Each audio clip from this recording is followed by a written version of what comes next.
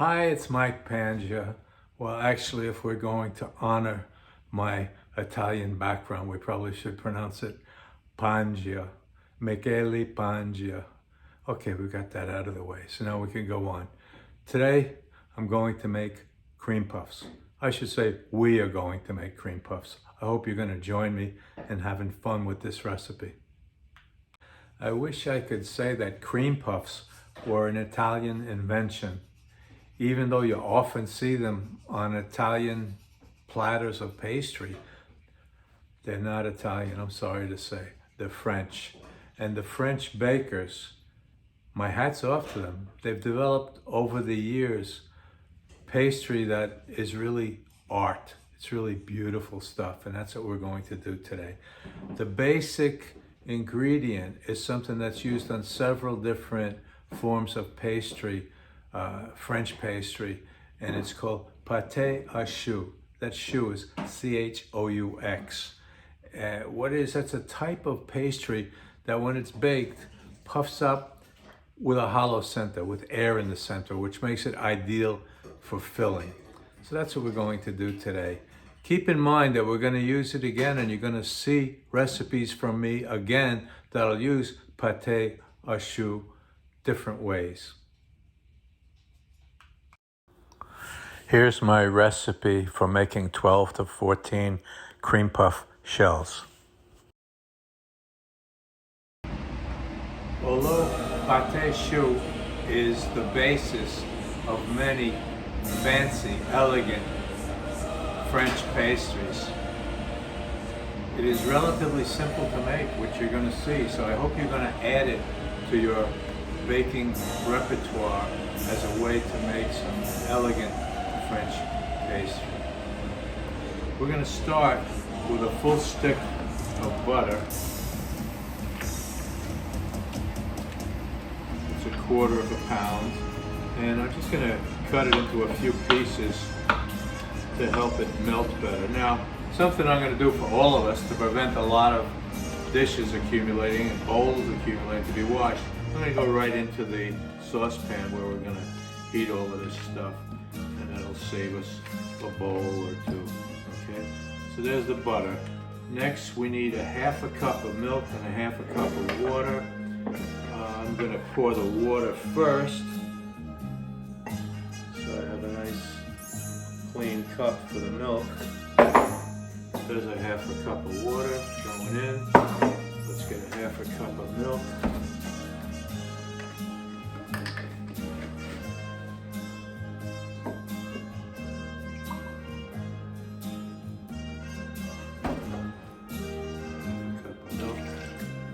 Now we need 1.5 teaspoons of sugar.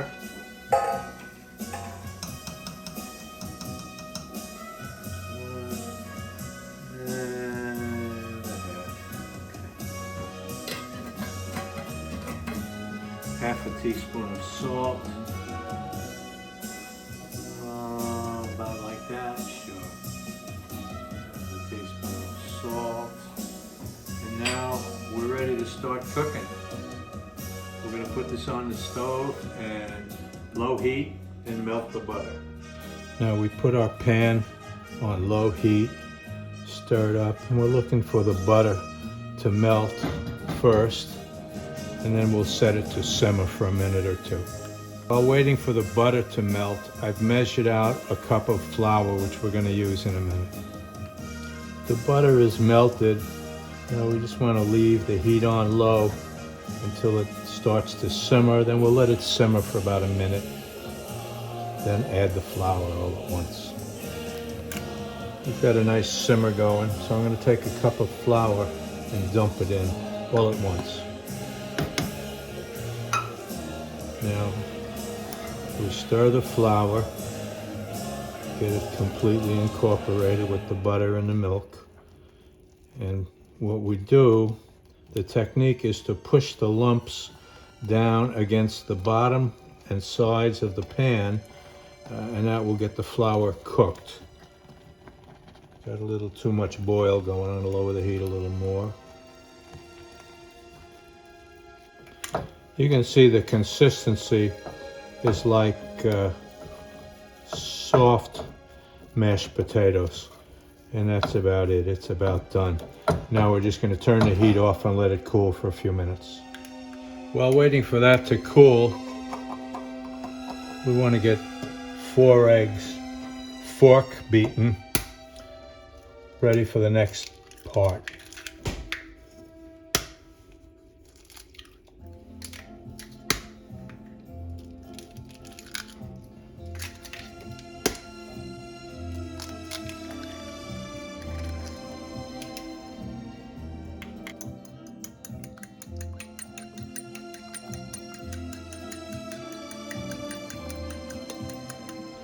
I'm going to use my stand mixer.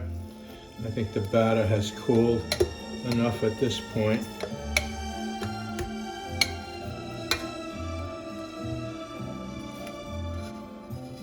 Using the paddle attachment, and we're going to start at low speed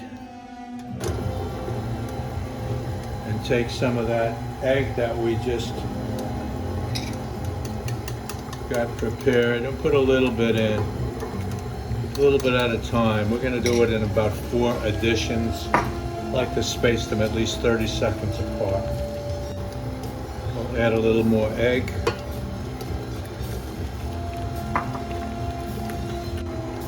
I've held a little bit of the egg back. We're going to use it for a wash. I'm just going to add a little bit of water to this, maybe a tablespoon or so. So I'll use it later for a wash. The results here are silky and smooth and a little bit shiny, and that's what we want.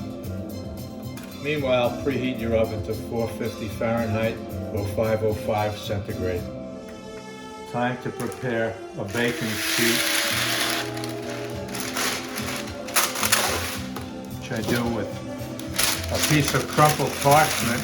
Those of you that have been watching my videos have seen my invention here. Crumple up a piece of parchment and spread it out, and that helps prevent the bottom of any baked goods burning. Works pretty well.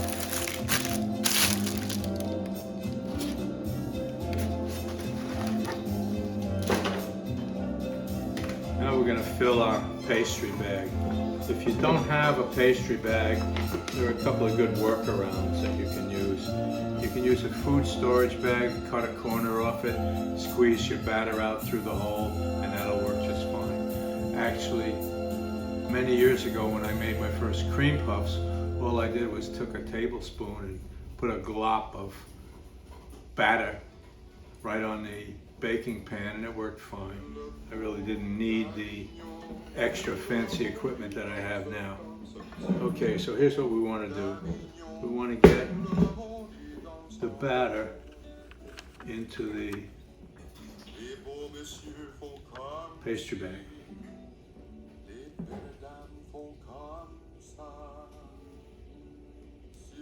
This is kind of a small pastry bag, so I may have to do it in a couple of loads. I'm going to roll the end down, something like you would a used toothpaste tube. And we'll start to squeeze them out.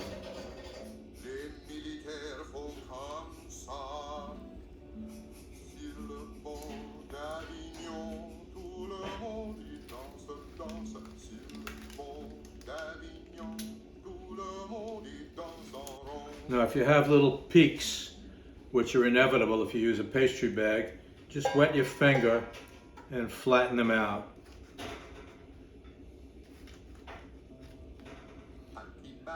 As you see, I had spaced these rows nice and evenly to make 12, but I had enough to make 2 more, so I got 14 out of it. As promised, 12 to 14. Remember, we saved a little bit of that egg for the egg wash. Well, here it is. I put a squirt of water in it, and I'm going to just brush lightly these cream puff shells. Give them a little nicer color and finish when they're done, when they bake. Into the oven they go. Well, these are ready to come out. Let's take a look.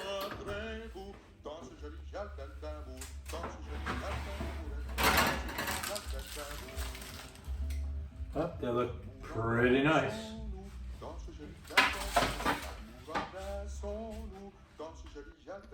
They look great.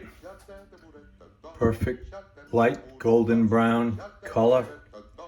Now it's just a matter of moving them onto the cooling grid to let them cool.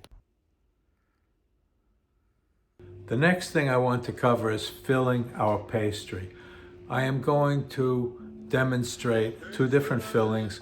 One is a basic whipped cream filling, nothing special, it's just how I do it and how I make it. And the other is an egg custard filling, which is perhaps a bit more traditional in this type of pastry. Here are the ingredients and the steps I use to make my custard filling. Let's get started on our custard. First, I'm going to add 2 cups of milk. Notice I'm going directly into the saucepan that I'm going to be using to cook this stuff, so I don't have to dirty an extra bowl. That's a little free tip you get from me. Then we need a half tablespoon of butter. Now the butter is marked in tablespoons on the side of the standard sticks, so it's pretty easy to take one of those marks and cut it in half, and that'll be a half a tablespoon. Don't want to put any paper in there with it. Okay, and we also need a half a tablespoon of vanilla extract. So I'm going to estimate how much a half a tablespoon is in this real tablespoon. Okay, there we go. It's not that critical to get it exact.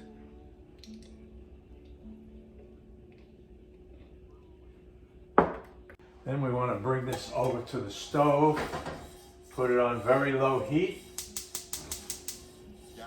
melt the butter, and then bring it to a simmer. On low heat, and we're just looking for a simmer. Well, there's a light simmer. Now we don't want to bring it to a boil, remember. So once we have the simmer, we turn off the heat, remove the pan from the heat, and we'll go on to the next step. While we're waiting for that to cool, we'll get our next set of ingredients ready. We'll start with 3 eggs.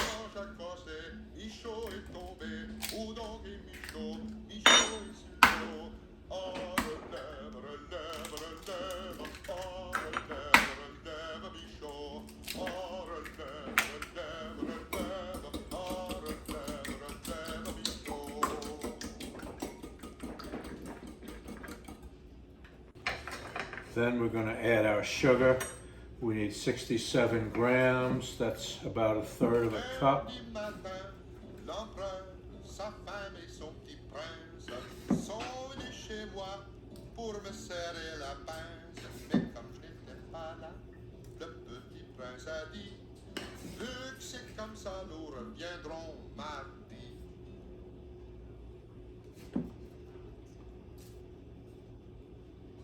$67 right on the nose. And 22 grams of cornstarch. That'll be about 2.5 tablespoons.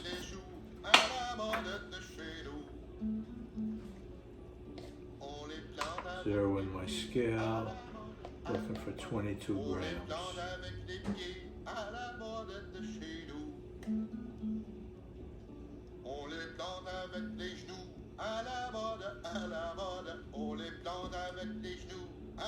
On the button. Okay, now we want to whisk this smooth.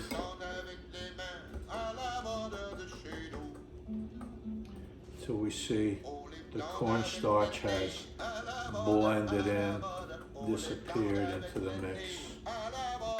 Once the mixture is smooth, we can return our saucepan with the milk and butter and so on to very low heat and start to add the egg mixture in slowly while whisking the liquid in the bottom of the saucepan.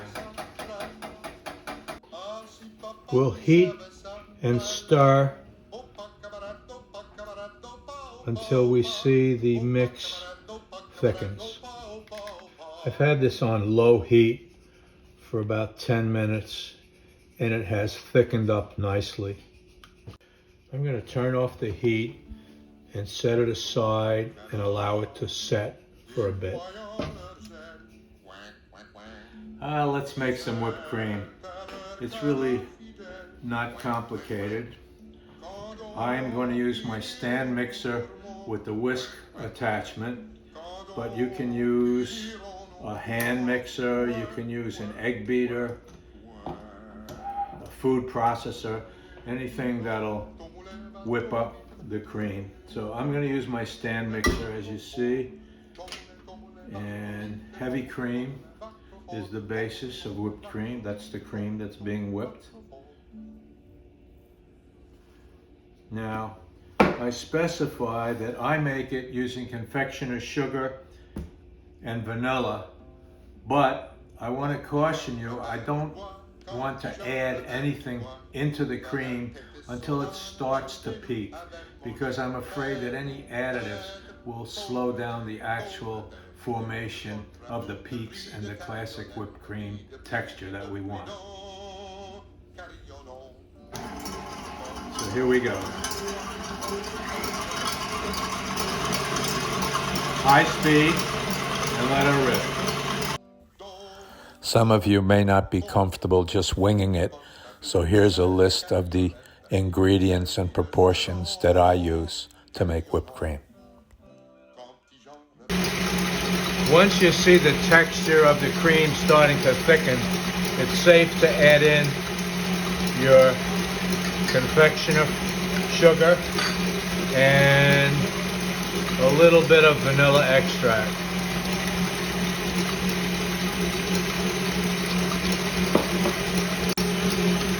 Now we can see those beautiful peaks forming and our whipped cream is ready.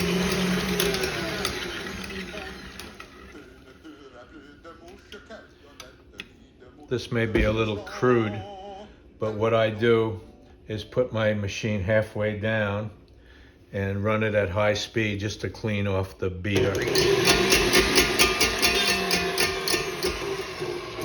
And the centrifugal force gets rid of the extra whipped cream. And it looks like that.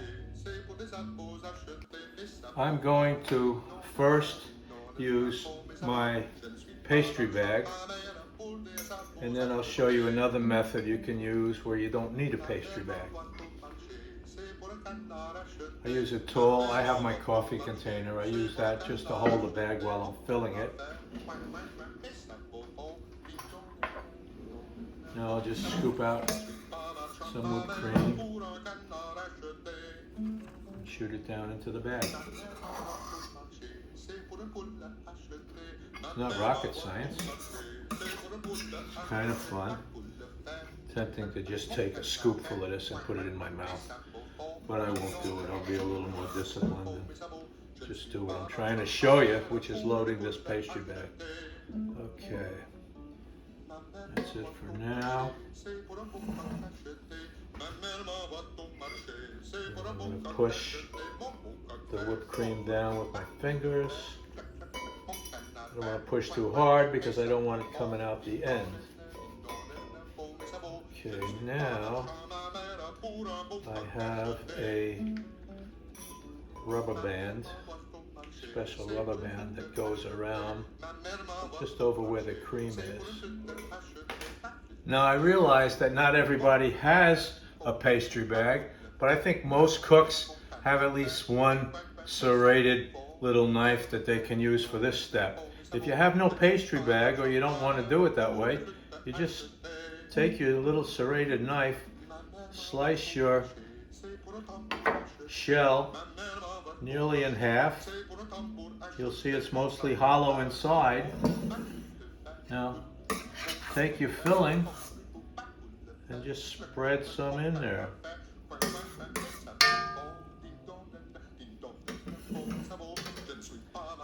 Close it up, and that's a pretty presentable cream puff.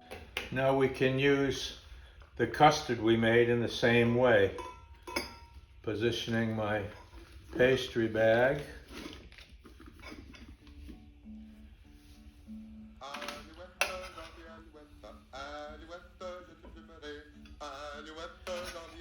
Putting in some of that good custard.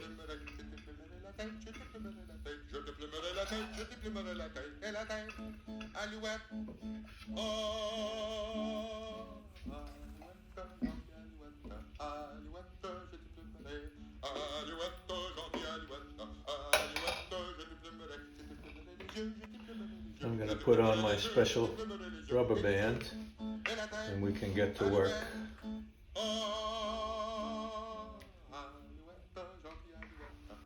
The custard is thicker than the whipped cream, so I'm going to use a tip with a bigger hole to fill our cream puffs.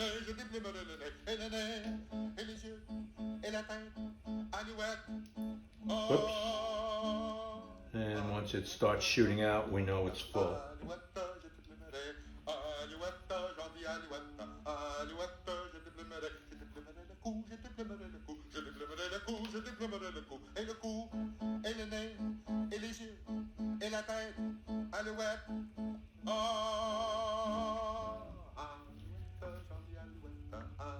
Kind of fun.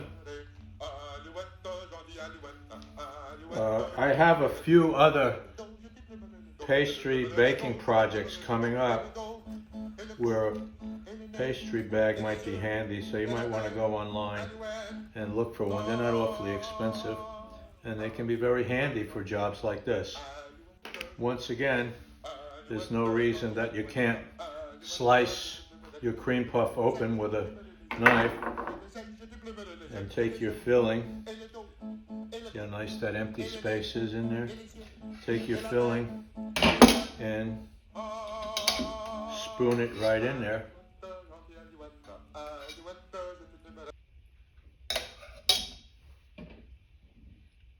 Put the top back on. It's like downtown. Perfect. Or as they used to say in Brooklyn, perfect.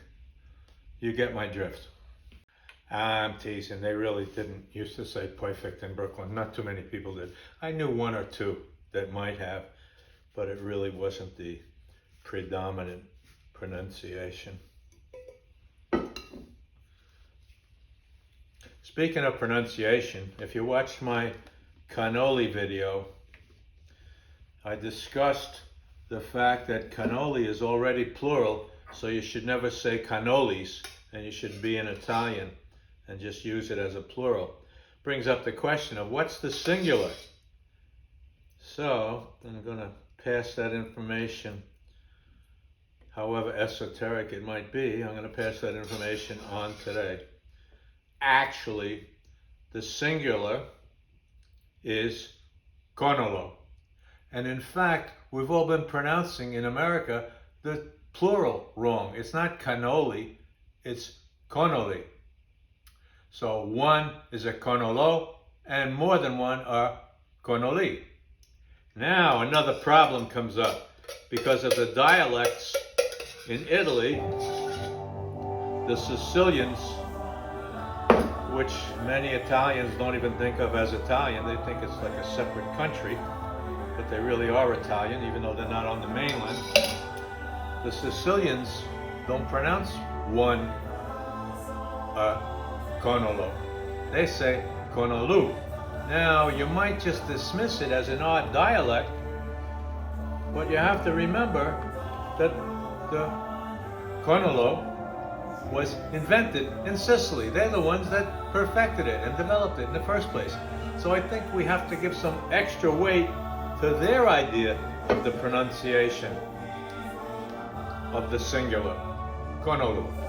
Now the icing on the cake, so to speak, before you serve these, dust them lightly with confectioner's sugar. It just makes a little bit nicer presentation. Now you've created beautiful, authentic French pastry without leaving the country. Vive la France! Well, that was quite the adventure, wasn't it? A lot to it. It took a long time. This is not an apology, but more of an explanation to the more experienced chefs who may have been watching.